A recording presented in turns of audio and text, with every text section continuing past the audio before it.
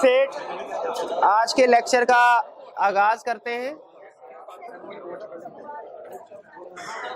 Lecture number 20 हमारा concept हमारा चल रहा है एलिमेंट्स ऑफ ऑडिटर्स रिपोर्ट। इस कंसेप्ट में कुछ एलिमेंट्स हमने इससे पहले पढ़ लिए थे और जो रिमेनिंग एलिमेंट्स है वो हम आज डिस्कस करने जा रहे हैं। लर्निंग ऑब्जेक्टिव 1 है राइज बुक का। अच्छा, आई कैप की बुक आई कैप ने पब्लिश कर दी है, तो नेक्स्ट टाइम जो हम रेफरेंस यूज किया करेंगे उसमें, अभी तक तो हम आई कैप की बुक का रेफरेंस नहीं दिया करते थे, नेक्स्ट टाइम आपको आई कैप की बुक का रेफरेंस भी यहाँ पे मिल जाया करेगा, ताकि जो स्टूडेंट्स आई कैप की बुक को कंसल्ट करना चाहते हैं वहाँ से रेलिवेंट प्लेस पे जाके उस कंसेप्ट को स्टडी कर लें। तो chapter 4 audit report learning objective 1 हमने जो एलिमेंट्स ऑडिट रिपोर्ट के स्टडी कर लिए थे। एक टाइटल, फिर इसके बाद addressee independent auditors report, addressee के बाद ओपिनियन हमने डिस्कस कर लिया था। ओपिनियन में हमने सीख लिया था कि ओपिनियन अनमोडिफाइड हो सकता है, मॉडिफाइड हो सकता है। मॉडिफाइड दो रीजंस की बेस पे मॉडिफाइड ओपिनियन एक्सप्रेस किया जाता है, या तो मिस स्टेटमेंट की बेस पे या एविडेंस नॉट ऑब्टेन्ड, जिसको हम स्कोप लिमिटेशन का नाम भी देते हैं इन शॉर्ट।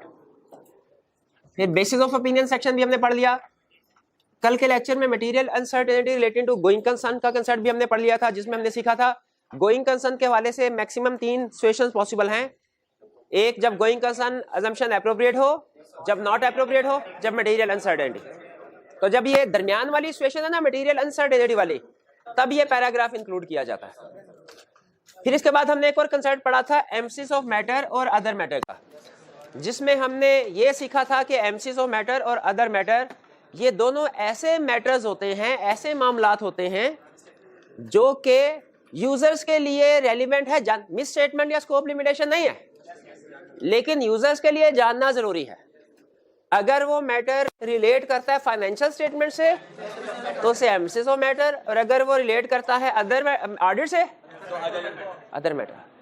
इसका मतलब ये हुआ कि एम्फसिस ऑफ मैटर, जिस मैटर के ऊपर, जिस चीज के ऊपर एम्फसिस ऑफ मैटर दिया जाएगा, लाजमी है कि वो फाइनेंशियल स्टेटमेंट से रिलेट करे और लाजमी है कि वो फाइनेंशियल स्टेटमेंट में डिस्क्लोज हो, ठीक है। लेकिन अदर मैटर, ऐसे मैटर्स, ऐसी चीजों के ऊपर दिया जाता है जो फाइनेंशियल स्टेटमेंट से रिलेट नहीं करती और वो फाइनेंशियल स्टेटमेंट्स में भी डिस्क्लोज नहीं होंगे, ठीक है। यहां तक हमने डिस्कशन कल के लेक्चर में कर ले थे। आज हम स्टडी करने जा रहे हैं की ऑडिट मैटर। की ऑडिट मैटर, मैंने आपको बताया था कि अरसा दराज तक, यानी आज से तकरीबन 4-5 साल पहले तक, ऑडिट ओरिजिनेशन स्टार्ट से लेके 4-5 साल पहले तक हमारा जो रिपोर्टिंग का तरीकाकार होता था वो होता था एक्सेप्शन रिपोर्टिंग। यानी हम वही चीजें बताते थे जो कि गलत है और हम कहते थे ये गलत है, बाकी सारा कुछ ठीक है। हम जो प्रोसीजर परफॉर्म करते थे रिपोर्ट में उसका जिक्र नहीं था, एविडेंस का जिक्र नहीं होता था। सिर्फ रिपोर्ट में इतनी बात लिखते थे हम, we have obtained sufficient appropriate audit evidence, बस। वो एविडेंस क्या ऑब्टेन किया हमने, किस एरिया में ऑब्टेन किया, क्या प्रोसीजर परफॉर्म किया, इसका जिक्र नहीं होता था। तो जनरल पब्लिक ये समझती थी कि शायद ऑडिटर कोई काम ही नहीं करता, वो सिर्फ एक रिपोर्ट के ऊपर साइन कर देता है एक सफे के ऊपर और हमसे फीस ले लेता है। तो फिर आहिस्ता आहिस्ता इस परसेप्शन को खत्म करने के लिए आईफैक ने फैसला किया कि हम अपनी ऑडिट रिपोर्ट का फॉर्मेट इंप्रूव करेंगे, एक्सपेंड करेंगे। तो उसमें एक एलिमेंट ऐड किया की ऑडिट मैटर, जो इस लिहाज से बाकी के सारे एलिमेंट से डिफरेंट है कि ये वो वाहिद एलिमेंट है, सेक्शन है, जिसमें ऑडिटर जो प्रोसीजर परफॉर्म करता है ड्यूरिंग ऑडिट उसका जिक्र होता है। की ऑडिट मैटर बेसिकली है जो प्रोसीजर परफॉर्म किए हैं ऑडिटर ने, वो कौन कौन से हैं।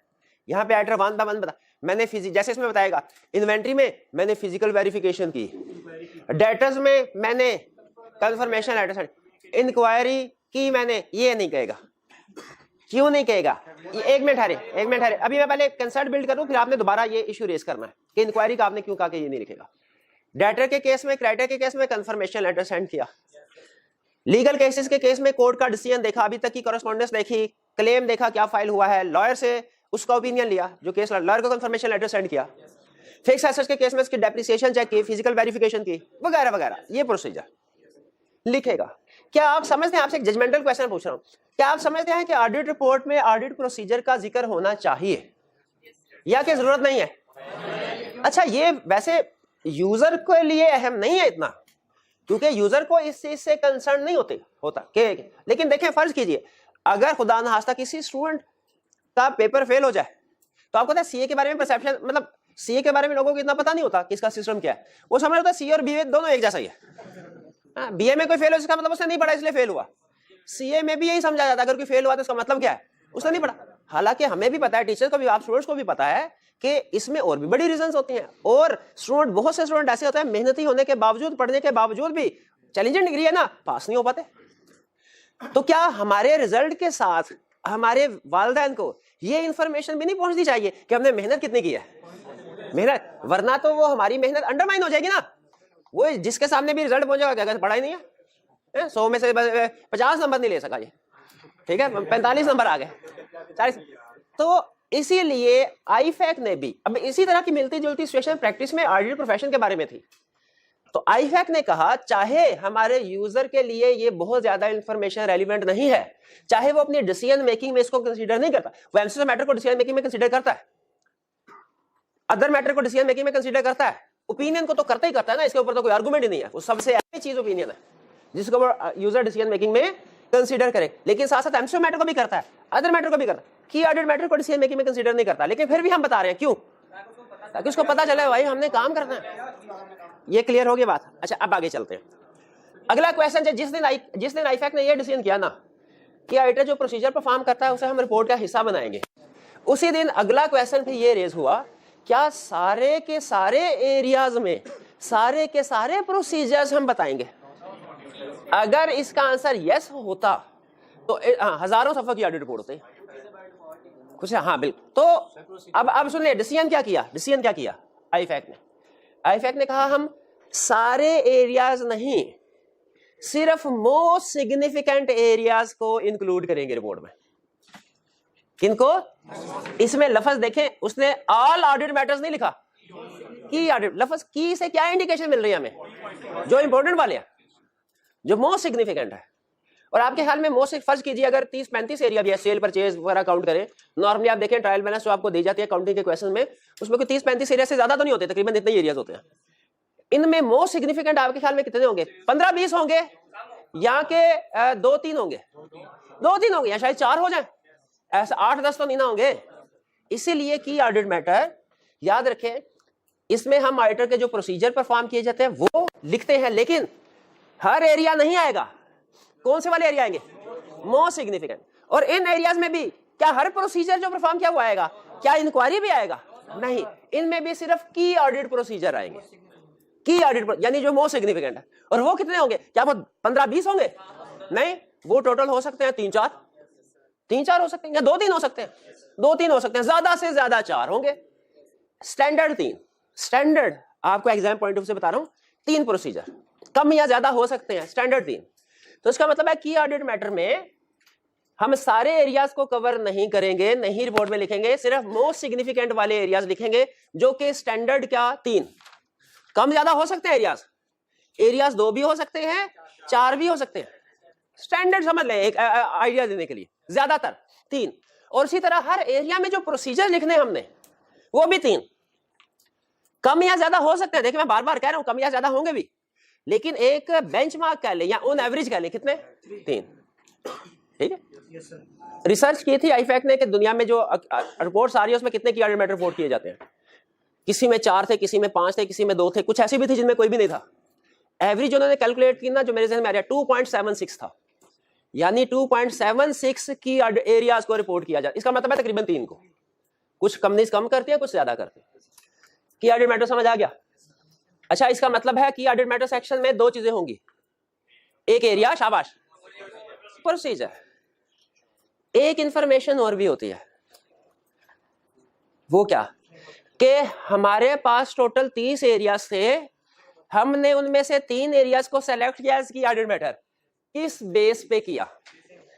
किस बेस पे किया? बताइए, ये लिखना चाहिए कि नहीं लिखना है? ये भी लिखते हैं। तो जो की ऑडिट मैटर सेक्शन होता है ना हमारा, जब आप पढ़ेंगे कभी और आपने एग्जाम में जब क्वेश्चन अटेम्प्ट करना है तो उसमें भी इसी फॉर्मेट को फॉलो करना है। मैं सिखाऊंगा भी इसी फॉर्मेट में, और प्रैक्टिकली भी यही फॉर्मेट यूज होता है। क्या? की ऑडिट मैटर जब दिया जाता है, लिखा होता है यहाँ पे की ऑडिट मैटर नीचे ना ये फॉर्मेट में दो हिस्से होंगे, एक लेफ्ट वाला एक राइट वाला। लेफ्ट वाले पे लिखा जाता है एरिया, एरिया और उसकी जस्टिफिकेशन। हमने डिसाइड किया इन्वेंट्री की ऑडिट मैटर है। नीचे क्यों? क्योंकि ये इसकी अमाउंट बहुत ज्यादा थी इस क्लाइंट पे, इसलिए कि इसमें ऑब्सोलीट होने का रिस्क था। हमने डिसाइड किया डेप्रिसिएशन इस क्लाइंट में की ऑडिट मैटर है। क्यों? इसमें एस्टिमेट्स अनसर्टेनिटी ज्यादा इन्वॉल्व है।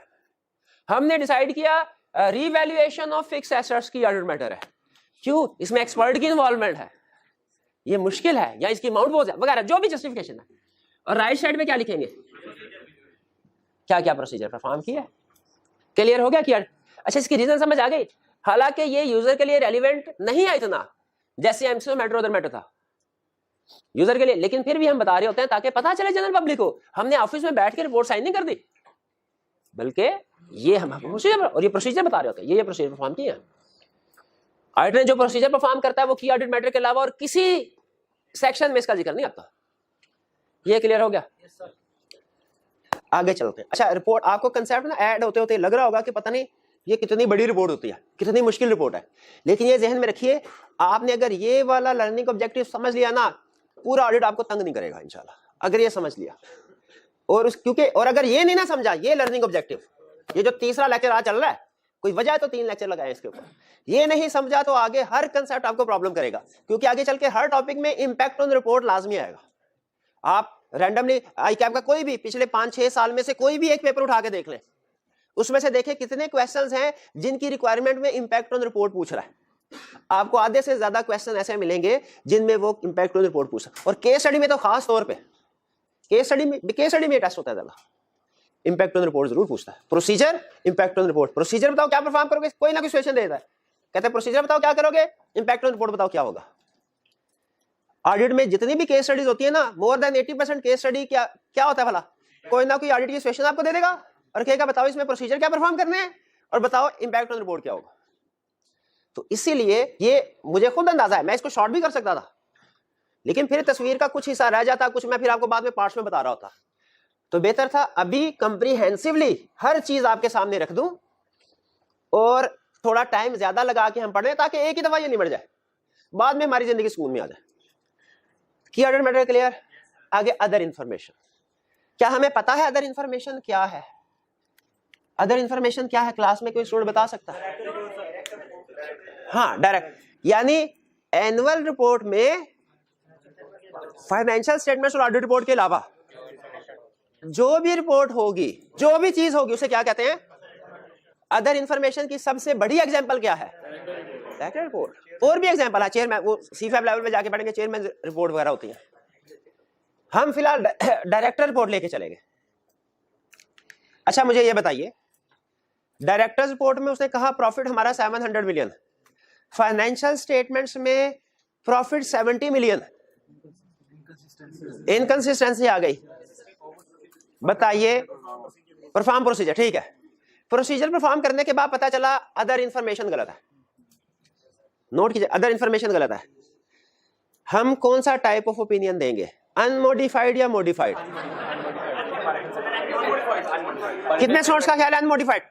अदर इंफॉर्मेशन गलत है और मैनेजमेंट ने ठीक नहीं की, हाँ, फिर भी अनमोडिफाइड ओपिनियन देगा। क्यों? क्योंकि उसकी जिम्मेदारी फाइनेंशियल स्टेटमेंट में ओपिनियन एक्सप्रेस करना है। बिल्कुल, फाइनेंशियल स्टेटमेंट्स के अलावा ऑडिटर की जिम्मेदारी नहीं है। लेकिन फर्ज कीजिए अगर पता चल जाए हमें कि ये अदर इंफॉर्मेशन गलत है, यूजर्स को बता देनी चाहिए। बिल्कुल बता देनी चाहिए।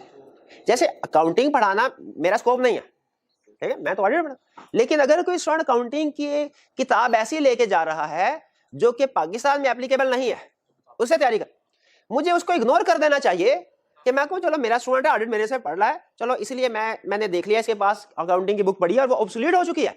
इतना को तो मुझे अपने, मैं चार्टर्ड अकाउंटेंट हूँ तो हाथी मरा भी 1.25 लाख का होता है, इतना को तो अकाउंटिंग का मुझे पता होगा ही ना कि कौन से स्टैंडर्ड जो थे नए हैं, कौन से पुराने हैं।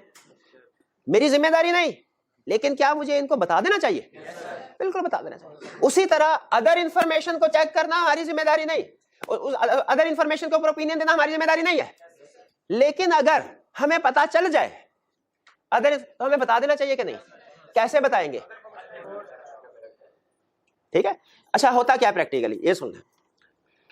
क्लाइंट फाइनेंशियल स्टेटमेंट इशू करने, ऑडिट बोर्ड एक कॉपी हमें भी देता है पहले इशू करने से पहले, उसके साथ फाइनेंशियल स्टेटमेंट के साथ डायरेक्टर रिपोर्ट भी लगी होती है। तो हम उसको पढ़ते हैं, हम डायरेक्टर रिपोर्ट को वेरीफाई नहीं करते, पढ़ते हैं। वो पहले लगी, साल पहले मिल जाती है, हम उसको पढ़ते हैं, वेरीफाई नहीं करते। अगर हमें अपनी इंफॉर्मेशन की बेस पे ऑलरेडी, देखिए वेरिफिकेशन का मतलब क्या होता है, तो उसकी एक एक चीज को खुद नए प्रोसीजर परफॉर्म करके वेरीफाई करें। स्टैंडर्ड कहता है नहीं करना ही नहीं, क्योंकि हमारी जिम्मेदारी नहीं है, वो ओपिनियन देना हमारी जिम्मेदारी नहीं। लेकिन आपके पास डायरेक्टर रिपोर्ट आई, आप एक दफा इसको पढ़े, इसमें कोई ऐसी चीज तो नहीं जो आपकी फाइनेंशियल स्टेटमेंट के साथ इनकंसिस्टेंट है? हो सकता है ना, क्योंकि अगर इनकंसिस्टेंट होगी ना, तो अब आप सोचें अगर इनका है भी तो हमें क्या मसला है? यूजर मिसलीड हो सकता है। यूजर के पास जब जाएगा ना, प्रॉफिट फाइनेंशियल स्टेटमेंट का 70 मिलियन, डायरेक्टर रिपोर्ट में 700 मिलियन है, हालांकि हम पक्के हैं अपनी बात पे, और ऑडिटेड फिगर 70 मिलियन वही ठीक है, लेकिन यूजर के पॉइंट ऑफ व्यू से सोचे, वो एक दफा कंफ्यूज हो सकता है यार, दोनों में से कौन सी ठीक है कौन सी गलत है। तो उसकी ये कंफ्यूजन रिमूव करने के लिए हम अदर इंफॉर्मेशन को पढ़ते हैं। तो ये बात समझ आ गई ना, हम अदर इंफॉर्मेशन को क्यों पढ़े, हालांकि उसके ऊपर ओपिनियन देना हमारी जिम्मेदारी नहीं है।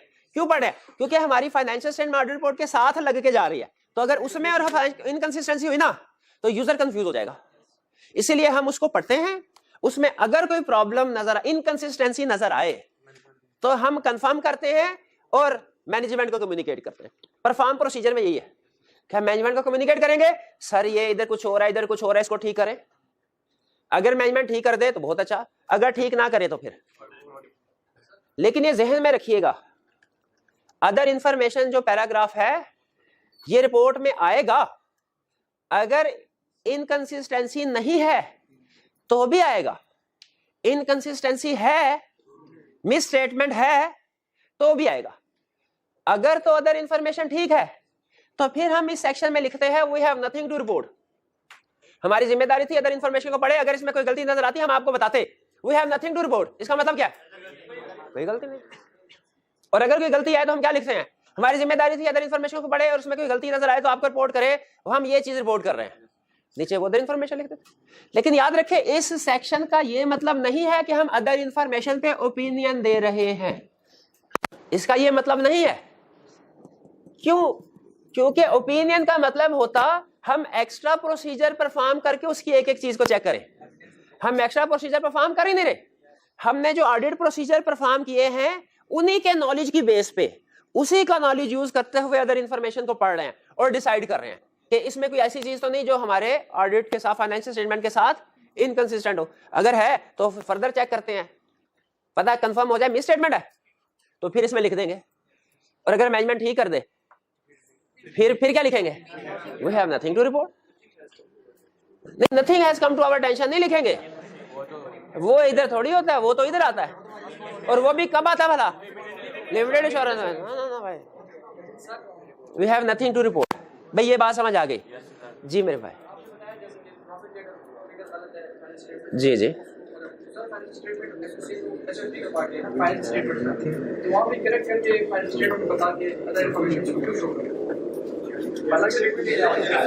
एक मिनट ठहरे, आप खामोश होंगे तो वो समझ आ जाएगी क्या कहना चाह रहे हैं। खामोश। जी जी प्रॉफिट, अच्छा वो पता नहीं मैं क्या कुछ सासू कर रहे हैं असल में ना, ये वो SOC कह रहे थे, मुझे नहीं पता, मुझे हाँ मुझे आपने यूज किया होगा, मैं कोई ऐसा होगा चांस जब मैं एब्रीविएशन यूज करता हूँ, मैं नहीं करता प्रोफेशनली, एब्रीविएशन यूज नहीं की जाती।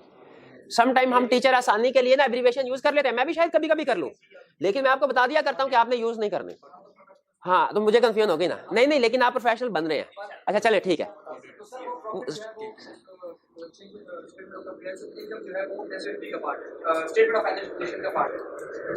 ये मुझे इनकम स्टेटमेंट बैलेंस शीट के साथ पूछ ले, मुझे जिंदगी आसान हो जाएगी। कम्प्रीहेंसिव इनकम आएगी, हाँ जी हाँ 5 एलिमेंट है, एक कम्प्रीहेंसिव इनकम है, उसमें प्रॉफिट है, उसमें गलती है। एक मिनट, दोनों में इनकंसिस्टेंसी है। आपने फाइनेंशियल स्टेटमेंट पढ़ी, फाइनेंशियल स्टेटमेंट्स में है 70 मिलियन, अदर इंफॉर्मेशन में है 700 मिलियन। ठीक है, दोनों में से कौन सा गलत है, कौन बताएगा जी? ऐसे ना उनको बताने देते, उनको इनाम मिल जाए।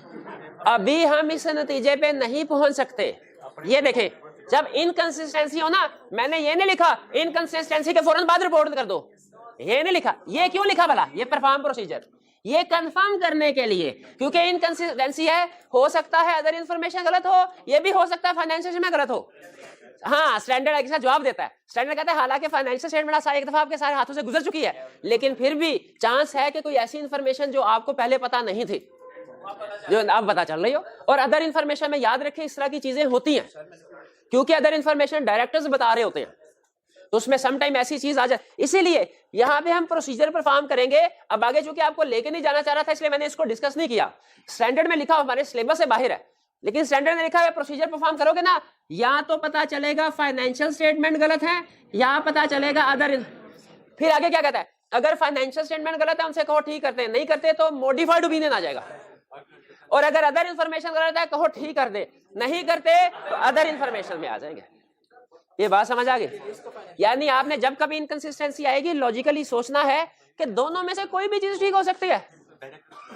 एज प्रोफेशनल हम किसी जंप नहीं लगाएंगे भाई। प्रैक्टिकली आप आएंगे, प्रैक्टिकल लाइफ में जब आप जाएंगे चार्टर्ड अकाउंटेंट बन जाएंगे, है इंशाल्लाह, शादी होगी आपकी, ऑफिस से वापस आएंगे तो घर में दो पार्टीज होंगी। हैं, एक नई पार्टी जो अभी आई है, एक पुरानी पार्टी जो बचपन से हमारे साथ है, कुर्बानियां दे रही है। अब दोनों में कोई कंफ्लिक्ट हुआ होगा। अच्छा, दोनों सुने दोनों अपना अपना पॉइंट ऑफ व्यू पेश करेंगे, कौन सी पार्टी ठीक है कौन सी गलत। एग्जैक्ट एज प्रोफेशनल, शाबाश, एज प्रोफेशनल हमने किसी की भी बात पे ब्लाइंडली रिलाय ट्रस्ट नहीं करना, हमेशा फर्दर प्रोसीजर परफॉर्म करना। देखिए यही चीज ना, इमोशंस अपने लैदा, लेकिन सिचुएशंस का प्रैक्टिकल एनालिसिस करना है, प्रोफेशनल एनालिसिस करना है, इंडिपेंडेंट होके। यही मैं सिखा रहा हूं। किसे मुझे चिंटू के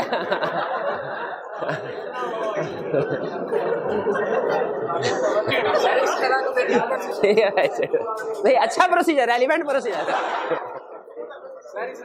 बच्चे मन के सच्चे। ठीक है, चले आगे। अच्छा भाई ये बात समझ आ गई ना आपको, इनकंसिस्टेंसी में हमेशा हमने तो यहाँ पे भी सेम रूल अप्लाई होगा, दोनों में से हमने देखना है फर्दर कौन सी चीज गलत है। हाँ, जो फर्दर प्रोसीजर होंगे उनके बारे में मैंने आपको बताया हुआ है, वो सिचुएशन टू सिचुएशन वेरी करते हैं, और वो आगे चल के हमारा सब्सटेंटिव प्रोसीजर का टॉपिक होगा पड़े। लेकिन हल्की आंच पे हम सीखना शुरू हो चुके हैं कुछ प्रोसीजर, है ना। जैसे सैलरीज को कैसे वेरीफाई करना है, एक दो प्रोसीजर बता सकते हैं। सेल्स को कैसे परचेज को कैसे करना है, डेटर को कैसे करना है, इन्वेंटरी को कैसे करना है। फिर मैंने आपको ये असाइनमेंट एक दी हुई ना कंटिन्यूइंग बेसिस के, कि घर बैठ के आपके सामने अकाउंटिंग का कोई भी क्वेश्चन कर रहे हो, कोई भी लाइन आइटम आ जाए, रिपेयर एक्सपेंस, आप सोचे अगर ये तो अकाउंटिंग का क्वेश्चन है, ऑडिट में मैं इसको कैसे वेरीफाई करूंगा जब इस कंपनी का ऑडिट करने के लिए जाऊंगा।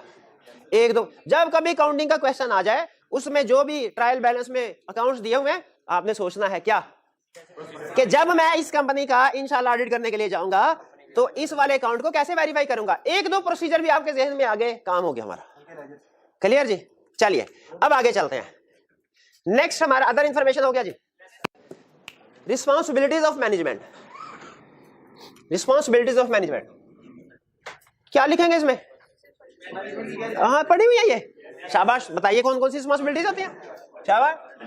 To prepare and present financial statements, journey payment, internal control.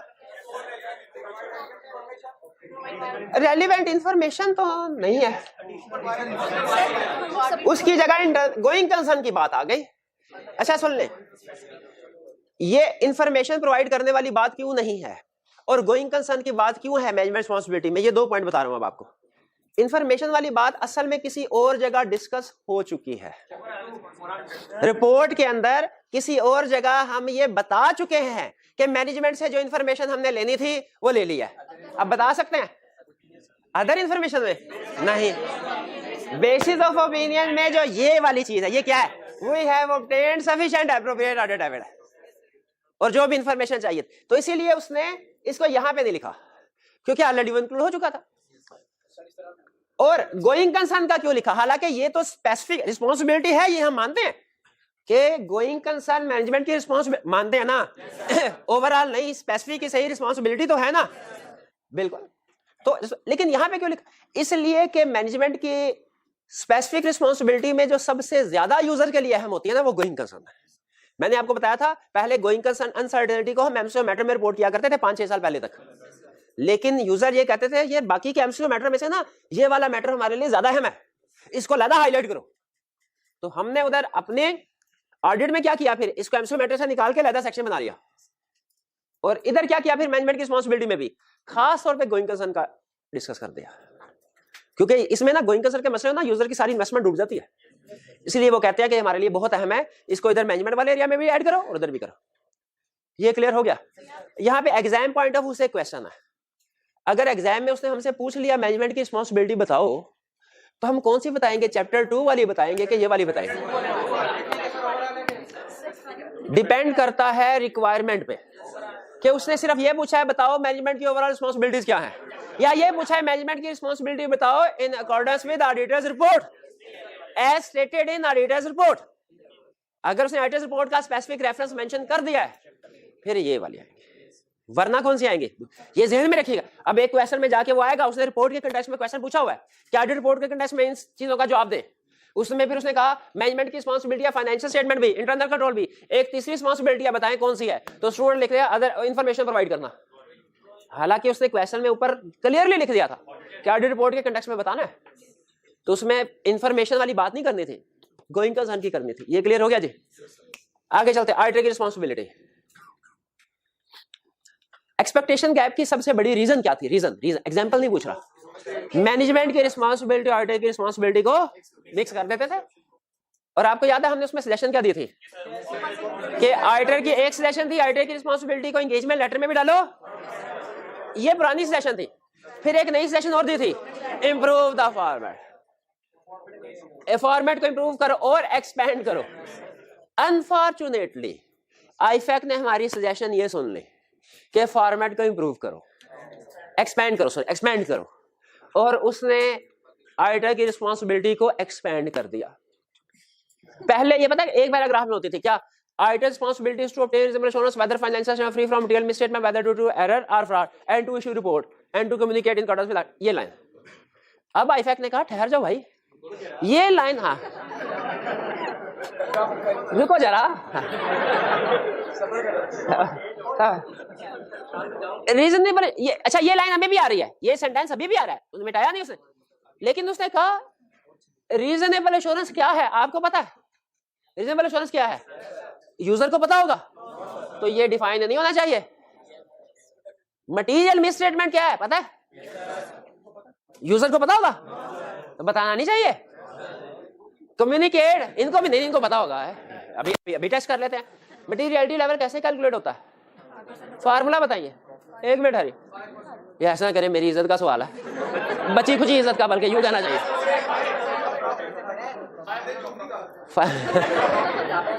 5% of profit, तो ज्यादा है तो मटेरियल शाबाश, ये मैं हाँ, कम है तो इमटेरियल शाबाश, ये हमें पता, इसको थोड़ी पता होगा।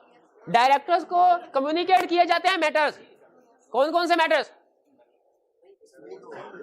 Weaknesses in internal control, significant deficiencies, auditor की इंडिपेंडेंस से रिलेटेड कोई इशू हो, मॉडिफिकेशन, ये हमें पता है ना कौन कौन से मैटर्स डायरेक्टर को कम्युनिकेट किए जाते हैं। यूजर को पता है? नहीं पता। स्कोप ऑफ ऑडिट में क्या क्या चीजें होती है? हमने रिस्क असेसमेंट करनी है। अच्छा स्कोप ऑफ ऑडिट एक तो यह ना कि हमने चीजें क्या क्या वेरीफाई करनी है। स्कोप का मतलब एक ये होता है, बड़ा मतलब ये है, एक छोटा मतलब ये है कि इन चीजों को वेरीफाई करने के लिए प्रोसीजर क्या क्या परफॉर्म करना है। रिस्क असेसमेंट करनी है हमने, स्कोप में शामिल है, सब्सटेंटिव प्रोसीजर परफॉर्म करने हैं, जजमेंट अप्लाई करनी है, काउंटिंग एस्टिमेट्स, काउंटिंग पॉलिसी को वैल्यूएट करना है, ये सारी चीजें ऑडिटर काम करता है, तो इसका मतलब उसके स्कोप में शामिल है। हमें पता है, यूजर को तो नहीं पता ना कि हमने क्या कैसे एक्सप्लेन, तो ये बेसिकली एक्सप्लेनेशन है सारी, ये यूजर के लिए। वो यूजर इसको पढ़ेगा ना तो उसकी सारा एक्सपेक्टेशन गैप धुल जाएगा, ठीक है। अच्छा अब इसमें लेकिन एक और मसला भी आया कि रिपोर्ट का जो रिपोर्ट है ना वो जो 1 सफ़े की होती थी 3-4 सफ़े की हो गए, एक तो की ऑडिट मैटर आने की वजह से 2 सफे ऐड हो गए, 1.5-2 सफे की ऑडिट मैटर की वजह से ऐड हो गए। और फिर रिस्पॉन्स अगर आप प्रैक्टिकली पढ़ेंगे ना जब, तो सबसे बड़ा जो पैराग्राफ आपको रिपोर्ट में नजर आएगा रिस्पॉन्सिबिलिटीज ऑफ ऑडिटर का। इसके बाद फिर की ऑडिट मैटर डिपेंड करता है कि कितने मैटर्स को रिपोर्ट कर रहे हैं, नॉर्मली उससे कम ही होता है। तो इसमें एक इशू ये राइज हुआ, एक तो इसकी लेंथ बहुत ज्यादा है, पूरा सफा है, दूसरा इसमें इंफॉर्मेशन भी ऐसी है जो एक जैसी है। आप एबीसी कंपनी का ऑडिट करेंगे ना, देखिए एबीसी कंपनी के की ऑडिट मैटर डिफरेंट हो गए डीईएफ से, डीईएफ के डिफरेंस हो गए जीएचआई से, लेकिन रिस्पॉन्सिबिलिटी ऑफ ऑडिटर एबीसी में उन्होंने कहा यूजर तो बोर हो जाएगा, और अगर एक दफा उसने पढ़ लिया है तो दूसरी दफा, तीसरी दफा, चौथी दफा बार बार उतना नहीं पड़ेगा। तो इसीलिए इसका क्या करें, उन्होंने 3 ऑप्शन दी, 3 ऑप्शन इसका क्या करें। उन्होंने कहा देखिए रिस्पॉन्सिबिलिटी ऑडिटर में जो बेसिक है ना रिस्पॉन्सिबिलिटी कि रीजनेबल एश्योरेंस ऑब्टेन करना वगैरह, वो तो उधर ही रहने दें। इसके अलावा बाकी जो एक्सप्लेनेशन है ना जितनी भी, उसके लिए हम आपको 3 ऑप्शन दे रहे हैं। पहली ऑप्शन के रिपोर्ट के अंदर ही रिस्पॉन्सिबिलिटी ऑफ ऑडिटर के सेक्शन के अंदर लिख ले, ये पहली ऑप्शन है। हमने कहा इसी से तो बचना चाह रहे हैं। दूसरी ऑप्शन बताओ, उसने कहा अपेंडिक्स बनाओ, अपेंडिक्स अटैच कर दो। अपेंडिक्स समझते हैं, समरी पेज अटैच कर दो, तो क्या रिपोर्ट सही रखो, पेज अटैच कर दो, लेकिन जब पेज अटैच करो अपेंडिक्स वाला रेफरेंस दो के रिस्पॉन्सिबिलिटी ऑफ ऑडिटर सेक्शन के अंदर के हमारी रिस्पॉन्सिबिलिटी ये, मजीद इसकी एक्सप्लेनेशन पढ़नी है ना, रेफर टू अपेंडिक्स। क्लियर, ये दो। तीसरी ऑप्शन अपेंडिक्स भी ना दो, किसी अगर एससीसीपी जैसा कोई रेगुलेटर है जिसने अपनी वेबसाइट के ऊपर ऑडिटर की रिस्पॉन्सिबिलिटी लिखी हुई है, उसका रेफर दे दो, रेफरेंस है। लेकिन याद रखें वो रेफरेंस फिर रिस्पॉन्सिबिलिटी ऑफ ऑडिटर सेक्शन में आएगा, और ये वेबसाइट किसकी होनी चाहिए, रेगुलेटर की, कंपनी की, ऑडिट फर्म की अपनी वेबसाइट भी होनी चाहिए, क्योंकि रेगुलेटर है ना, तो रेगुलेटर की इंफॉर्मेशन सब पे अप्लाई होगी। अगर फर्म को इजाजत दे दी जाती ना, फर्म अपनी वेबसाइट पर डिफरेंट वर्डिंग यूज कर लेती। ये क्लियर हो गया। लोकेशन क्या होगी, रिस्पॉन्सिबिलिटी ऑफ ऑडिटर सेक्शन की लोकेशन होगी रिपोर्ट के अंदर ही। इसके अंदर जो इंफॉर्मेशन है वो 3 जगह पे इंक्लूड की जा सकती है, इसी सेक्शन के अंदर ही। तो जरा मुझे बताइए, अगर किसी कंपनी, अगर कोई ऑडिट फर्म तीसरी वाली ऑप्शन यूज करती है, वेबसाइट के रेफरेंस वाली, रिपोर्ट के अंदर रिस्पॉन्सिबिलिटी ऑफ ऑडिटर का सेक्शन आएगा? हाँ आएगा। उसके अंदर बेसिक रिस्पॉन्सिबिलिटी लिखेंगे, बाकी की सिर्फ रेफरेंस दे देंगे। शाबाश, बिल्कुल, ये तसल्ली कर, क्लियर हो गया। चलिए, अच्छा अब मुझे ये बताइए, आपने कंपनी ला पढ़ा हुआ, कितने स्टूडेंट्स ने नहीं पढ़ा हुआ? चलिए ठीक है, कम पढ़ा फेल हो गया कोई बात नहीं, वो पढ़ा होता है। जो पढ़ा हो, मैंने पास का वर्ड ही यूज नहीं किया। हाँ, अदर लीगल, क्या उसमें कुछ हिस्सा की रिक्वायरमेंट थी जो एससीसीपी ने कहा कि कंपनी ने proper books of accounts maintain करनी है? ठीक है। अच्छा मुझे ये बताइए, इसका मतलब ये हुआ कि हो सकता है लोकल लॉज कंपनी को कुछ एडिशनल रिक्वायरमेंट्स, लीगल रिक्वायरमेंट्स पूरी करने को कह रहे हो।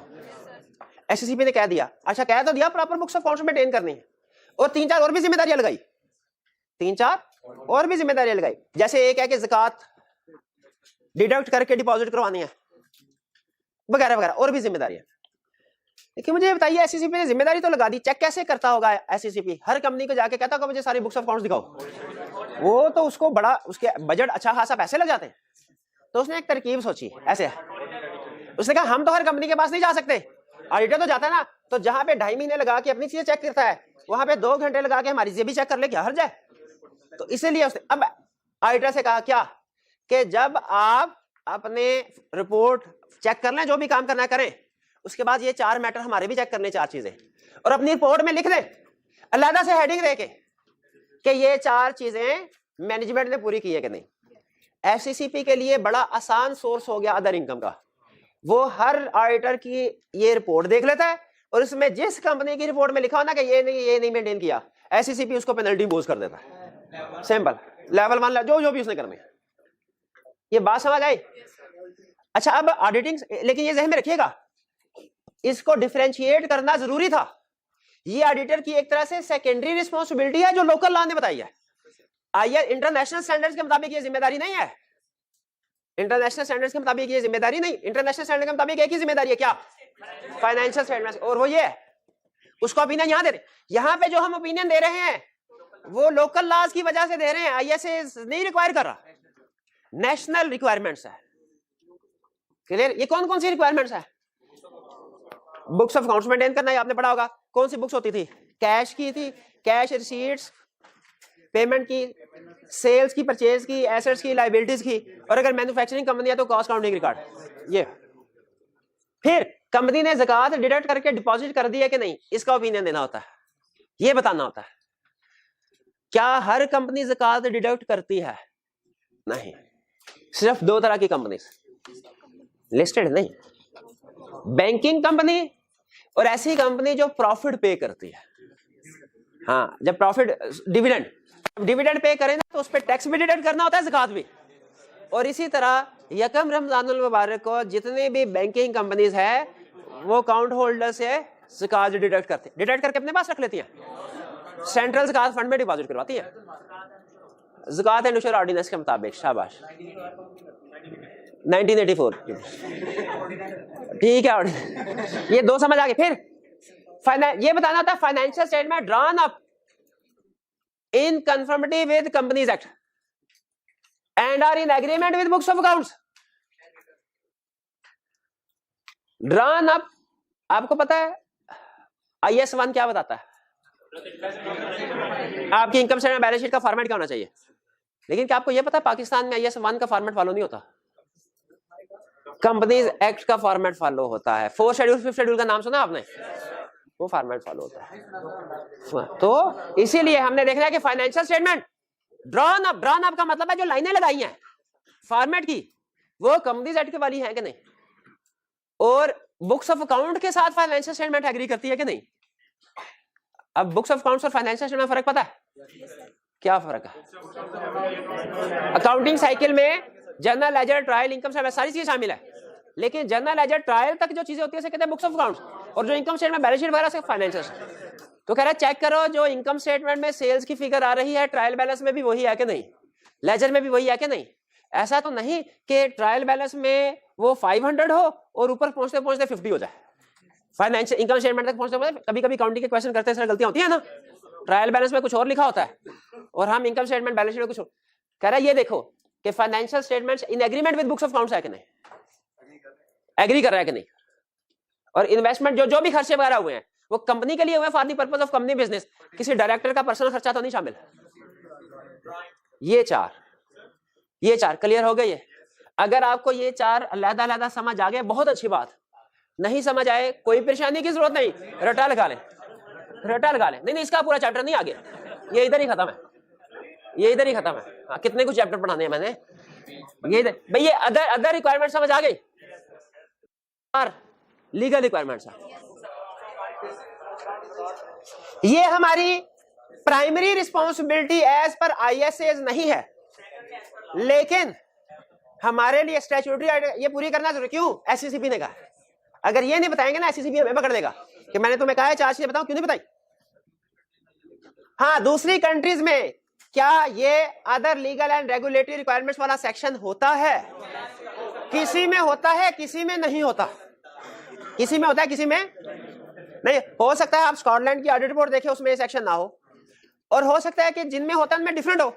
जैसे यूके की ऑडिट रिपोर्ट देखेंगे उसमें आपको ये other legal and regulatory requirements मिलेगा, उसमें आपको बुक्स ऑफ अकाउंट्स वाला मिलेगा, ज़कात वाला नहीं मिलेगा। ठीक है, ज़कात। चलिए अच्छा आगे चलते हैं, क्या कह रहे हैं भाई? अच्छा चले, अदर लीगल एंड ये, अच्छा इसके बाद अदर मैटर। हाँ, शाबाश, अदर मैटर हमने पढ़ लिया। अदर मैटर और एमसीज ऑफ मैटर में बेसिक डिफरेंस क्या है? एमसीज ऑफ मैटर फाइनेंशियल में डिस्क्लोज होते हैं, अदर मैटर फाइनेंशियल में डिस्क्लोज नहीं। क्यों? क्योंकि वो फाइनेंशियल स्टेटमेंट से रिलेट ही नहीं करते, वो ऑडिटर से। शाबाश शाबाश शाबाश। सिग्नेचर और नेम, हाँ, पावर ऑफ सिग्नेचर। नहीं आई कैप भी वो इस क्वालिफिकेशन, सिग्नेचर क्वालिफिकेशन कहा जाता है सीए को। क्यों बोला? हमारा काम सिर्फ सिग्नेचर करने का होता है ये डॉक्यूमेंट, लेकिन उस पोजीशन तक पहुंचने के लिए भी बहुत कुछ करना होगा। वो कहा जाता है ना, वो रेस में 2 मिनट की तो रेस थी, इतने $1 मिलियन जीत गया, और भाई उससे पहले जो साल प्रैक्टिस की है वो किसी को नजर नहीं आते। ठीक, बहरहाल सिग्नेचर और नेम ये दोनों चीजें आपको एक्सप्लेन कर रहा हूं। पाकिस्तान में कोई भी बिजनेस आपने करना हो, तीन ऑप्शंस हैं, three form of business organisation, sole proprietorship, partnership. अगर आप, और कंपनी की लिमिटेड लायबिलिटी होती है। वो कहते हैं जो प्रोफेशनल फर्म है ना, इनकी लिमिटेड लायबिलिटी नहीं हो सकती, इनकी अनलिमिटेड लायबिलिटी रखनी है। इसीलिए बाय लॉ हम चार्टर्ड अकाउंटेंट्स सोल प्रोप्राइटरशिप के तौर पे प्रैक्टिस कर सकते हैं, पार्टनरशिप के तौर पे प्रैक्टिस कर सकते हैं, कंपनी के तौर पे नहीं कर सकते। अच्छा, यहां पे है दो चीजें, नेम ऑफ एंगेजमेंट पार्टनर और सिग्नेचर। एंगेजमेंट पार्टनर कहते हैं जो लीडर होता है, टॉप। सोल प्रोप्राइटरशिप में भी इवन एंगेजमेंट पार्टनर की टर्म यूज होती है, और पार्टनरशिप में भी।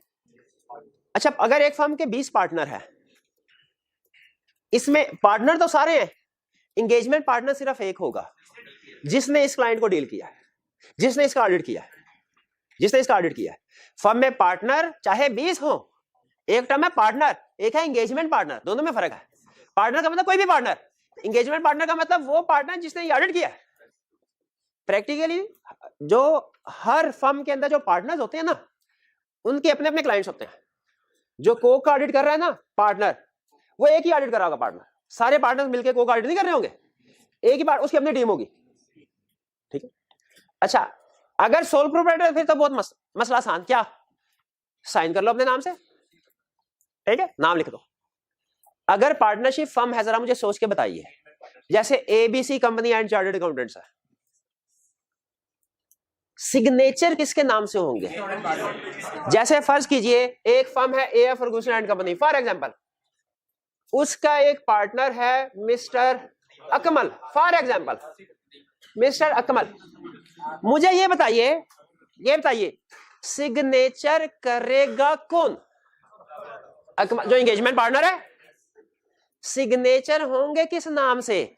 अकमल के नाम से, के फर्म के नाम से जो ऑडिटर पॉइंट हुई, फर्म के नाम से, फर्म के नाम से। ये पॉइंट समझ आ रहा है आपको? क्योंकि ऑडिटर कौन है? ऑडिटर को इंडिविजुअल नहीं होता, किसी फर्म को पॉइंट किया जाता है ना। अब देखिए F Ferguson and company chartered accountants को पॉइंट किया गया, तो उसके अंदर 20 partner, mister A B C D E F G H I J सारे पार्टनर्स हैं। अपॉइंटमेंट मिस्टर ए को नहीं की गई एज ऑडिटर, किस फर्म को। तो यहां पे जो सिग्नेचर आएंगे वो पाकिस्तान में क्या फर्म के नाम से आएंगे। हाँ, ये आइडेंटिफाई करने के लिए कि किस पार्टनर ने ऑडिट किया, नेम ऑफ एंगेजमेंट पार्टनर भी आएगा। लेकिन अब सुनिए पाकिस्तान में प्रैक्टिस क्या है, वो कहते हैं कि आपने सिग्नेचर करना फर्म नेम से और नीचे नेम ऑफ एंगेजमेंट पार्टनर लिख देना। इंटरनेशनल स्टैंडर्ड्स क्या कहते हैं? सिग्नेचर फर्म नेम से भी किए जा सकते हैं, पर्सनल नेम से भी किए जा सकते हैं, दोनों भी किए जा सकते हैं। ये डिपेंड करता है लोकल रिक्वायरमेंट्स के ऊपर, कंट्री टू कंट्री वेरी करेगा। तो ऑडिटिंग स्टैंडर्ड ने तीनों इजाजत दी है, चाहे सिग्नेचर फर्म के नाम से कर ले, चाहे पर्सनल नेम से कर ले इंडिविजुअल के नाम से, चाहे दोनों, यानी फर्म के नाम से भी साइन हो इंडिविजुअल के नाम से भी। पाकिस्तान में क्या प्रैक्टिस है भला? सिग्नेचर फर्म के नाम से होंगे, नीचे एंगेजमेंट पार्टनर का नाम लिखा जाएगा। क्लियर? सिग्नेचर और नेम में फर्क होता है, ये तो आपको पता है ना भाई। ये ना पूछ लीजिएगा कि सर सिग्नेचर और नेम में क्या फर्क है, ये तो नहीं पूछेंगे ना। शुक्र। नेम का मतलब सिंपल एबीसी में जो आप नाम लिखते हैं। सिग्नेचर का मतलब जो 2-4 आड़ी तिरछी लाइनें लगाते हैं ना। आगे चलते हैं। नेम, डेट लिखी जाएगी। कौन सी डेट लिखी जाएगी? ये रेंट की, गलत। ये रेंट के 2 महीने बाद नहीं, जब ऑडिट कंप्लीट होगा। कंसेप्चुअली ठीक है, लेकिन स्टैंडर्ड क्या कहता है? ये वो डेट होगी when auditor has obtained sufficient appropriate audit evidence. क्योंकि ऑडिट उसी दिन मुकम्मल होगा ना, बस उसने वर्ड्स थोड़े स्टैंडर्डाइज यूज किए। आम जुबान में हम किसी को समझाइए, कहेंगे भाई जिस दिन ऑडिटर अपना ऑडिट कंप्लीट कर लेगा ना, उसी दिन रिपोर्ट बनाएगा और वो डेट लिखेगा। आम कंसेप्ट। लेकिन स्टैंडर्ड क्या कहता है इस स्टैंडर्ड वर्डिंग में कि ऑडिटर इंक्लूड करेगा डेट ऑफ ऑडिट रिपोर्ट कौन सी वाली? When auditor has obtained sufficient appropriate audit evidence. और आगे बहुत अहम कंसेप्ट केस स्टडी में जो यूज होना है कि डेट 2 चीजें बताती है आपको। ऑडिट रिपोर्ट की जो डेट होती है 2 चीज। पहली चीज क्या बताती है? इस दिन ऑडिट कंप्लीट हुआ, इस दिन auditor sufficient appropriate audit evidence obtain किया। दूसरी चीज क्या? ऑडिटर ने इस दिन तक सब्सिक्वेंट इवेंट को कंसीडर किया है, इस दिन के बाद अगर कोई सब्सिक्वेंट इवेंट हुआ है ऑडिटर की जिम्मेदारी कोई नहीं, ऑडिटर ने कोई नहीं चेक किया। ये डेट, ये सब्सिक्वेंट इवेंट वाला पॉइंट लाजमी ध्यान में रखिएगा। सब्सिक्वेंट इवेंट जिम्मेदारी होती है ना फाइनेंशियल स्टेटमेंट्स में रखने अकाउंट। हाँ, तो हमने डेट क्या बता रही होती है कि ऑडिटर ने इस दिन तक सब्सिक्वेंट इवेंट को कंसीडर किया। और फिर एड्रेस, एड्रेस से क्या मुराद है? कंप्लीट एड्रेस नहीं, सिटी नेम। सिटी नेम कौन सा सिटी नेम? जहां पे फर्म का जहां पे फर्म का ऑफिस, लेकिन फर्म के ऑफिस तो हो सकता है 2-3 शहरों में हो। हेड ऑफिस, रजिस्टर्ड ऑफिस नहीं। जिस ब्रांच ने, जिस जगह पे, जिस ऑफिस में एंगेजमेंट पार्टनर प्रैक्टिस करता है, ये एंगेजमेंट पार्टनर जिस ऑफिस में बैठता है ना, उस शहर का नाम, वो ऑफिस जिस शहर में उसका नाम आएगा। भाई ये बात समझिए, एड्रेस लिया में, ठीक है लिया। एंगेजमेंट पार्टनर जहां खड़ा होता है, वो बैठने से मुराद जहां प्रैक्टिस करता है मेरे भाई, जहां ऑडिट करता है, जहां प्रोसीजर पर कुछ भी कर ले यार, कंसर्ट इच्ची बिच्ची कंसर्ट खास उतार दी। अच्छा, एड्रेस में याद रखें complete address, street name, road name वगैरह नहीं आता, सिर्फ सिटी नेम।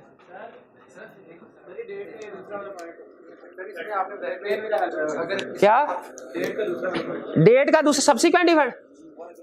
सब्सिक्वेंट इवेंट क्या होता है मेरे भाई को पता है? नहीं पता? हाँ, ये बाद में बताएंगे। पूरा चैप्टर नहीं है, आधा चैप्टर है, आधा चैप्टर फाइनल मैटर्स में आधा, लेकिन इस चैप्टर 4 में भी डिस्कस होगा।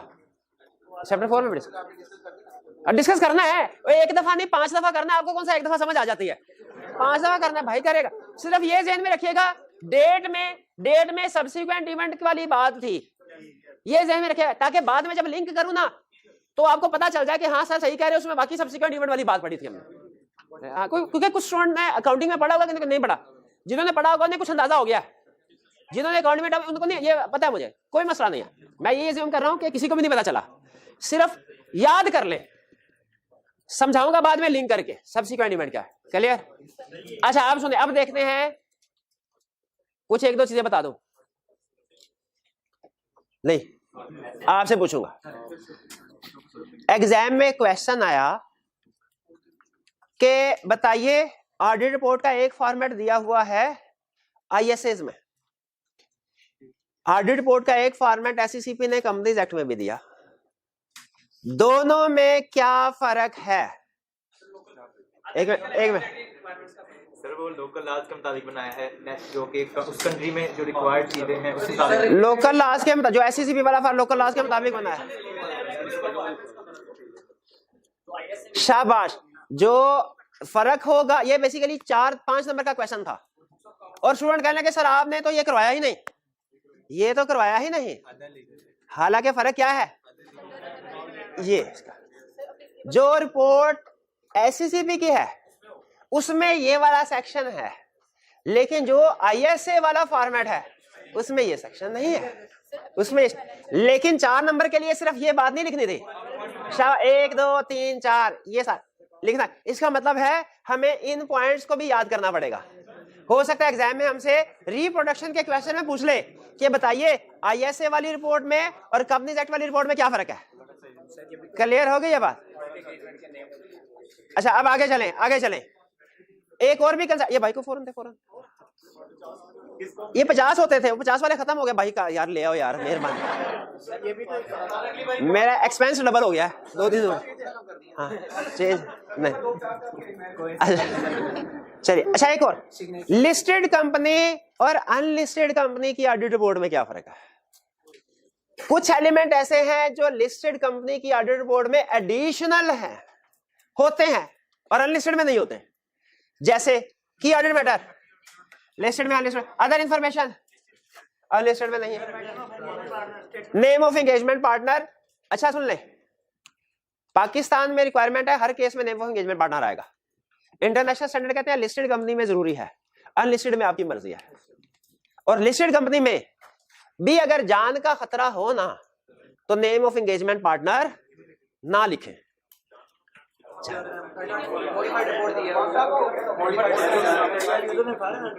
कोक, कोक पाकिस्तान में तो है ना, कोक अफगानिस्तान ऑडिट करने के लिए गए और वहां पे आपको मैसेज मिला, अगर यहूदियों की कंपनी में आप पाए गए या आपका कोई ताल्लुक साबित हो गया, आपका सर कलम कर दिया जाए। क्या करें, जान का खतरा है कि नहीं है? इस सूरत में ऑडिट करने से बाज नहीं आना, ऑडिट को मरते दम तक नहीं छोड़ना। हाँ, नहीं शहादत नहीं है। तो उस सूरत में ऑडिटिंग स्टैंडर्ड्स अलाउ करते हैं नेम ऑफ एंगेजमेंट पार्टनर को ओमिट कर सकते हैं। मैयत, हाँ, नेम ऑफ एंगेजमेंट पार्टनर लिखेंगे, फिर मैयत के ऊपर ऑडिट रिपोर्ट पड़ी होगी, उस सूरत में ओमिट कर। चले भाई, ये समझ आ गया। अच्छा, हमने क्या सीखा सुन लें। हमने पिछले 3 लेक्चर्स में क्या सीखा? हमने सीखा एक ऑडिट रिपोर्ट में मैक्सिमम कितने एलिमेंट हो सकते हैं। एक एक एलिमेंट को तसल्ली के साथ डिटेल में पढ़ा, फिर एंड पे 2 छोटे छोटे कंसेप्ट भी पढ़े कि आईएसए वाली रिपोर्ट में और लोकल लॉ की रिपोर्ट में फर्क क्या है, 4 फर्क, और फिर पढ़ा लिस्टेड कंपनी और अनलिस्टेड कंपनी के ऑडिट रिपोर्ट में फर्क क्या है। तो हमें पता चला लिस्टेड कंपनी की रिपोर्ट में कुछ मैटर एडिशनल हो सकते हैं, मतलब ये आते हैं, अनलिस्टेड में रिक्वायर्ड नहीं होते। क्लियर हो गई ये बात? अच्छा, अब आपका गायबाना तारुफ तो हो गया होगा ऑडिट रिपोर्ट के साथ। क्या आपके दिल में ये ख्वाहिश नहीं बेदार हो रही कि एक ऑडिट रिपोर्ट हो, हम उसको दीदार किया जाए, उसको पढ़ें और देखें सर ने हमें सही पढ़ाया कि नहीं पढ़ाया। कहीं ऐसा तो नहीं कि कोई एलिमेंट रिपोर्ट में मौजूद है और सर ने पढ़ाया ही नहीं। ये हाँ, तो इसके लिए आपको डिस्ट्रीब्यूट की जा रही है रिपोर्ट। आपने इस सुन लें, कल छुट्टी का दिन है ना, आपने इस रिपोर्ट को कम से कम एक दफा जिंदगी में लाजमी पढ़ना है। जिस अटेम्प्ट में आपका इरादा है ना कि इस अटेम्प्ट में पास होना है, उस अटेम्प्ट में आपने ये लाजमी पढ़ना है इसको। जिसमें इरादा नहीं है ना पास होने का, उसमें ना पढ़े। हाँ, इमोशन से छोड़ दिया, ठीक है। तो आपने इसको रीड लाजमी करना है। अच्छा, एक मजे की बात बताऊं, इस रिपोर्ट में आपको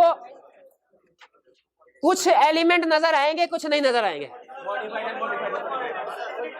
कौन से एलिमेंट नजर नहीं आएंगे भला गैस कर सकते हैं? अच्छा बताइए, मैं एक एक करके पूछता हूं कि कंफर्म में लाजमी रिपोर्ट में मिलेगा कि हो सकता है मिले, हो सकता है ना मिले। Title, addressing, opinion, modified opinion, may भी हो मे भी ना हो, अनमोडिफाइड, मोडिफाइड में कोई एक और, बेसिस ऑफ ओपिनियन, अनमोडिफाइड हो तो बेसिस ऑफ ओपिनियन आएगा, मॉडिफाइड ओपिनियन हो फिर भी आएगा। ओपिनियन अनमोडिफाइड हो या मॉडिफाइड हो, बेसिस ऑफ ओपिनियन दोनों सूरतों में आएगा। फर्क सिर्फ ये है कि मॉडिफाइड ओपिनियन के केस में बेसिस ऑफ ओपिनियन थोड़ा बड़ा होगा, क्योंकि उसमें नेचर ऑफ मिसस्टेटमेंट या स्कोप एक्सप्लेन किया जाता है। Material uncertainty related to going concern, may भी आए मे भी ना आए, एमसी ऑफ मैटर डिपेंड करता है, मे भी आए मे भी ना आए। की ऑडिट मैटर, लिस्टेड कंपनी है तो लाजमी आएगा। अदर इंफॉर्मेशन, लिस्टेड कंपनी तो लाजमी आएगा, पाकिस्तान में लाजमी आता है। की ऑडिट मैटर भी आएगा, अदर इंफॉर्मेशन भी आएगा। रिस्पांसिबिलिटी ऑफ मैनेजमेंट लाजमी आएगा, रिस्पांसिबिलिटी ऑफ ऑडिटर लाजमी आएगा, अदर लीगल रेगुलेटरी रिक्वायरमेंट्स लाजमी आएगा। अदर मैटर अगर हुआ तो फिर डिपेंड करता है, हुआ तो आएगा वरना नहीं। Signature, name of engagement partner, अगर जान का खतरा है तो फिर नहीं आएगा वरना है। हाँ, लेकिन हम चूंकि पाकिस्तान में कोई जान का खतरा नहीं है, पाकिस्तान में आएगा। डेट आएगी और एड्रेस। अब आपने कंफर्म करना है पढ़ के कि मैंने पिछले 3 लेक्चर में आपका टाइम जाया किया कि वाकई सही पढ़ाया। अच्छा, आपने एक एक लफ्ज पढ़ना है इसका, और जो भी लफ्ज ऑडिट रिपोर्ट में समझ नहीं आया उसको अंडरलाइन करना है। ये अंडरलाइनिंग मैं चेक करूंगा, इससे आपकी ना ऑटोमेटिकली रिवीजन हो जाएगी इस लर्निंग ऑब्जेक्टिव 1 की, ऑटोमेटिक, इसको सिर्फ पढ़ने से। क्लियर हो गई ये बात? चलिए आज का लेक्चर यहाँ पे खत्म करते हैं। अल्लाह हाफिज।